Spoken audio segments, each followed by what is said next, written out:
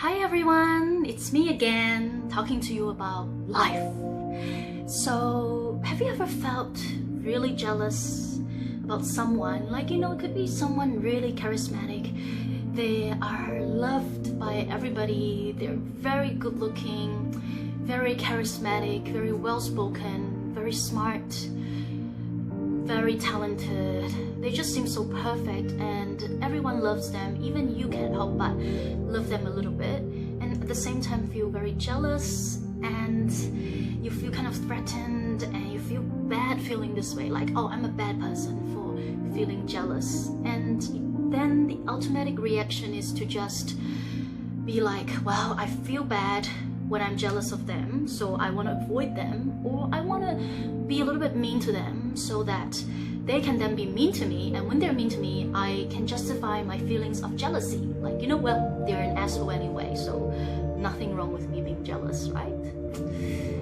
Yeah, that all sounds too close to home. And what I want to say is, you know what? When we feel jealous, how do we stop that jealousy? Well, first of all, don't try to stop it directly, because the more we suppress our emotions, the worse we'll feel. Because first of all, we feel like, well, we shouldn't even feel this way. If I'm suppressing it, it must mean that it's really bad, really bad to feel like that. It means I'm a bad person. So don't try to suppress it. And second of all, if you try to suppress it, sometimes it just comes back more. The more we say don't do something to ourselves, the more we might do it, because the focus is on that thing. Well, you don't believe me? Then don't think about vagina. Don't think about vagina, seriously. So, did you just think about that? Yeah, I thought so. So, what we can do is recognize it as a natural human emotion. It's very human. Most of us have felt this way before. It's a very natural feeling, just like sadness, happiness, feeling hungry. It's natural. And what we can do that's more helpful is to try to understand it, like try to get to know where it's coming from. Why do I feel jealous of this person? And often we might find that it could be when we're jealous of somebody, it could be that they have this one feature that is how we define ourselves, or how we define our success and our worth. So let's say if I'm jealous of someone who's very well liked, then perhaps my self-esteem is closely tied to how much I think people like me. And if I find that to be true, that's very powerful, because I can then use that to my advantage. I can know what to do about that. I can work on it and then maybe sit better with that, and maybe find a way to let my self-esteem be less defined by one thing. So now how can we do that though? Like, a lot of resources on the internet say, oh, just be confident, or don't let people define you, don't let what other people think define you. But how do we not do that, right? It's like a natural feeling that comes up. It's not like I purposely want to feel that way. But if we don't want to have one thing define us, such as if I don't want to be defined by how much people like me, how the fuck do I do that? Now, I have 4 tips here today to share with you, and some of them are even inspired by talking to other people, what other people say. So don't just, compliment me on giving the ideas. It could be from somewhere, where I heard somewhere else, or what other people say. But these are the 4 things I think are very, very useful.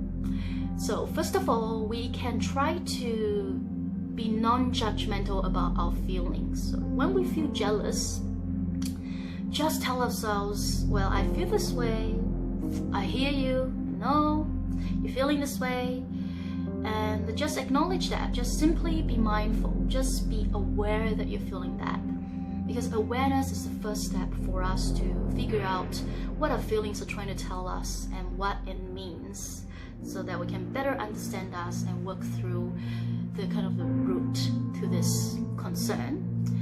So try to practice mindfulness. Be non-judgmental to your feelings. Simply notice them, be aware, and tell yourself, oh, I'm feeling this way, I noticed that.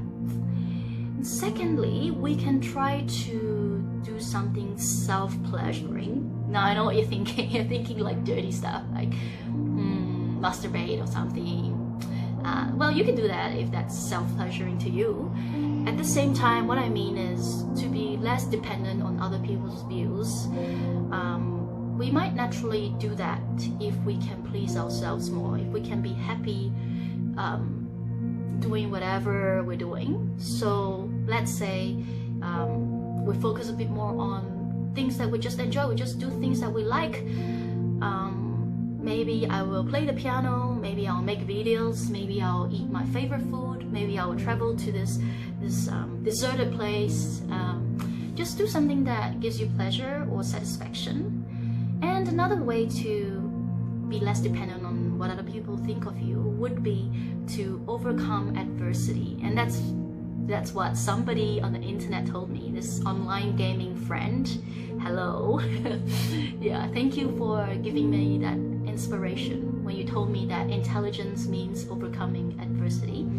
So if we can overcome difficult things that are challenging to us, it makes us feel a little bit more empowered, a bit better about ourselves. So naturally we'll just stop caring too much about what people say, because we already feel quite good about us. So examples are, let's say I've started pole dancing recently, and I know that I'm not talented in it. No, I'm not talented in it. It's not what I'm naturally good at. But because I have some interest in it, and I really decided to confront my fears of failing and to try out something I'm not good at but I like, I actually got a lot of benefits out of it. I found that there are a lot of nice people around, have fun talking to them, and I feel that if I can slowly improve my pole dancing, I feel really good. Even just a small improvement makes me feel so happy. So overcoming adversity could be a way of us feeling better about us, so we also wouldn't care too much about what people say. And the third way is to recognize that sometimes we do black and white thinking. So we might say, okay, if she's good, it means I'm bad, right? But why does it have to be that? Why can't it be that good things can exist together? So let's say she's really good, she's very charming and talented, and I can be that too. I can also be good in my own way. We can coexist. Her being good doesn't mean I am bad or I'm worse, right? So we can recognize that we can both be good together, and we can both be awesome being our own selves. And similarly, when we have to decide between two choices, so two things, let's say, should I eat curry tonight or should I eat fried rice? I don't know which one. And sometimes we just keep thinking about the bad things of each option, and then we don't know which one to choose. But what if both choices are good, just good in different ways? So it can help us to see that different options can be both good, just good in different ways. It's not always one better than the other and one good, one bad. It's not black and white. And it's hard at first to think like that if we're not used to it. So we just gotta practice that more. Yeah. And now we'll come to the last one here today. The fourth way to be less defined by one thing, or to be less defined by how much people like you, is to celebrate the small successes. So sometimes we are a bit hard on ourselves and we think, well, if it's not 100%, it's a fail. So if I don't have people like me as much as she does, then I failed, then I'm really, really bad, terrible. Well, we can try to celebrate the small successes that we have. For example, today I woke up feeling like, oh, I've been lazy, I haven't exercised, I'm such a failure. And then I started to remind myself, oh wait, I did do something good. I did laundry and hung up the clothes, and that's an achievement. And so this will help us feel better, and once we feel better, we are then more motivated to do other things. And then if we just focus on, what's in our control, what we can do, and celebrate the most small successes, then maybe in time we will care less about what other people say and be less defined by one single thing, because we are celebrating the different kinds of small successes, right? Okay, so I'm curious to see what you think about my video today. I know I've talked a lot, not like it's anything surprising. So feel free to leave your comments below and share with me what you're thinking. I'm very curious, and I also hope that you have a beautiful, beautiful day. All right.